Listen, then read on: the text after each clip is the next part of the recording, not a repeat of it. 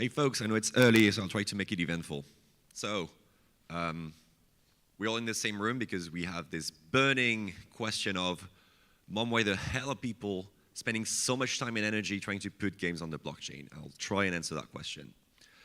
Blockchain games so far have focused on one thing, which is to put as little as possible on the blockchain, mainly the assets, because that's where the money is, that's what seemed to make sense. When you look at most of the use cases for games so far, they've only focused on putting the game assets on chain because it's decentralized, it can't be turned off, and any asset is interoperable with the others. That's really cool.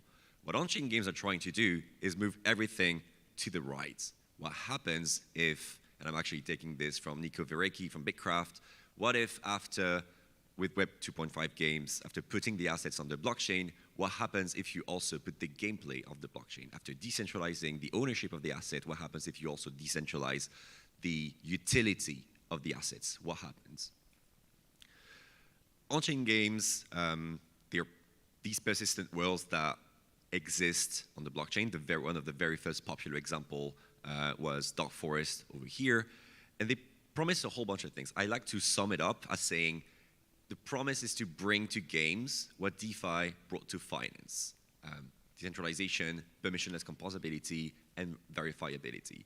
But we're a weird crowd, the on-chain gaming folks, and we really like to push things to the next level, which is why we came up with another concept. So there's on-chain games, and then we also have autonomous worlds. Autonomous worlds are what happens if you completely lean into the medium. It's still a very blurry definition. We do not have a good example of what an autonomous world is, but the idea is that you have this game that is constantly evolving outside of any particular player control. Think of it as like a world where the rules are set on the blockchain, the evolution is set on the blockchain, and anyone can contribute to it.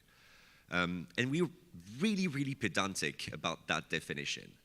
If you look at Twitter, everyone's got their own ideas about what these autonomous worlds are, how it works, what it should be, what it shouldn't be. And yeah, we have a lot of ideas, and I like to thank Baz for the meme on the right because it's one of the best one I had. So yeah, thank you for taking a picture of this. I feel like a lot better about myself right now. So you have this whole crew of people that are spending like so much time, so much energy, and even like trying to conceptualize what this means, because we've got these on-chain games, we've got the autonomous worlds, and okay, that's even a funnier meme. And you even have companies trying to build game engines to help more people on board and build on-chain games. You've got Mod, Dojo, obviously, Argus, Curio. We're so sure that this is an interesting thing that we even want more people to come in and build it, because we're building the tooling, we're building everything else. So why? Like, why are we spending so much time and energy doing this thing? And I will answer by the negative. Why shouldn't you do this? It's a really bad idea. First of all, because games are very difficult to build. Building on the blockchain is also very difficult. If you combine both of them, it's just a recipe for disaster. Blockchain are not fast enough for games. Blockchain are too expensive for games. And it's not the first time we've actually heard this. This is a very great quote I like from Antonopoulos, Bitcoin Jesus, and the guy who actually got me into blockchain by reading his books. Most networks just completely fail to scale gracefully, but these are the networks that end up winning, basically. And he used this analogy for the internet, and he said, Usenet will destroy the internet, Outgroup will destroy the internet, and every single time we tried to push the envelope on what the internet could do, you had the crowd of people saying, you shouldn't do this on the internet, it's not made for this. And at some point, even cat videos, we thought these would be destroying the internet. With blockchain, we're basically at the same point. Initially, it was like, no, you can't put colored coins on the blockchain. Then, oh, come on, you're not going to use ERC20s and DAOs. You're going to break the blockchain. Then Ogdemongi PFPs are going to break the blockchain. You actually did break the blockchain. If you look at the history of blockchain, most of the time, actually on Ethereum, it was games who completely clogged the network, if you remember CryptoKitties, for example. And we're at the point where we're like, oh, come on, you're not going to put games on the blockchain. You're going to ruin everyone's fun. The good thing is, we now have zero-knowledge proofs, we have layer 2s, and and layer 3s and layers and roll-ups as a service, and that's a massive, massive improvement from what we had before. That was the one thing that we were missing to actually put things entirely on the blockchains. We should have been, can I go back this way? Okay, cool. I do think there are 3 main things that make it relevant to put things on the blockchain. The first one is, does anyone know what this picture is? This is the single highest value game asset ever sold. This is a planet on the game Entropy. It was sold for $6 million. The reason this planet was sold for $6 million is because Entropy is a company. They have a massive balance sheet and they have legitimacy. Before NFTs, before blockchain, it was very difficult for game assets to reach such valuations because you needed to trust the network that you were building with. You needed to trust the people that were building this, that they would just not unplug whatever you were putting time, energy, and money in.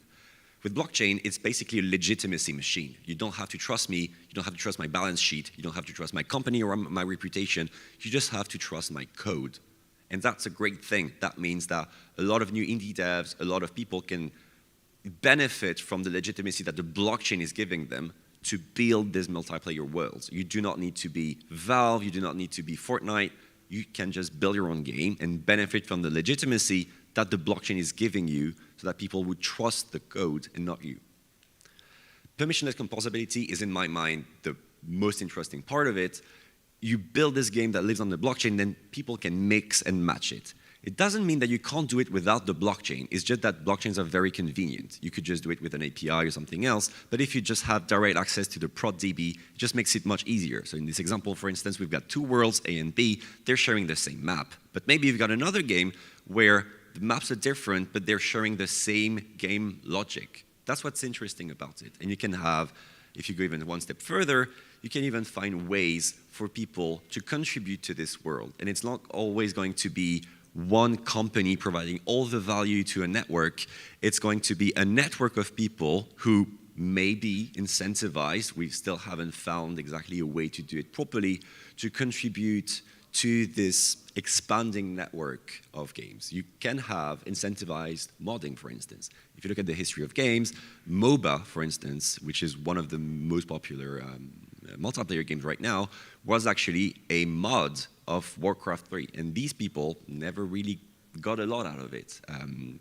The Battle Royale genre was a mod initially.